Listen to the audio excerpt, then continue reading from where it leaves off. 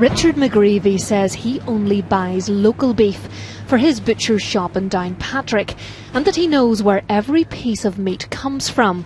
This particular hind quarter came from a heifer at this farm in Glenavy, County Antrim, and the man who reared it was part-time farmer Con Williamson. All the animals in Northern Ireland are very traceable because the Dard have had a very sophisticated computer system for a long time now, so they can trace an animal. Every time it moves, I have to write a permit if I take it to the market or if I take it to the abattoir, and that's all recorded.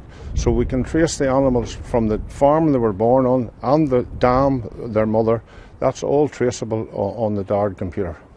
The reason that the animals can be traced so easily is because of these tags, which are clipped on both their ears at birth. It's essentially their birth certificate, and it tells you where they were born and what herd they belong to.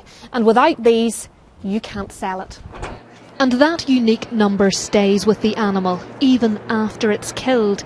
But those aren't the only checks that take place here. Anything that passes through a Northern Ireland abattoir will have been inspected by a vet prior to slaughter.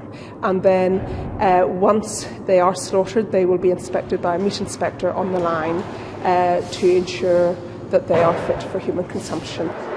And those at the abattoir say if they didn't follow these regulations, it would be shut down. Everything is fully traceable from farm to fork, and there's no chance that there could be anything slipped in any plant in Northern Ireland, in any abattoir. Any EC approved premises in Northern Ireland is under the strictest of supervision at all times. Back in the butcher's shop, where they say weekend sales were up by 15%, the supervision continues. A couple of times a year at least, the local environmental health authorities come round us and take samples of all the added value goods, like your burgers, your sausages, your vegetable rolls, and they're took away and analysed, and they come back. Everything's analysed at least twice a year. That's all independent butchers. I don't know how the bigger boys aren't analysed, but we are, to show what meat content and what meat is in your product. And while the recent headlines have been bad news for the food production industry as a whole, this independent butcher believes it shows buying locally should mean buying traceable quality meat. Julie McCulloch, BBC Newsline.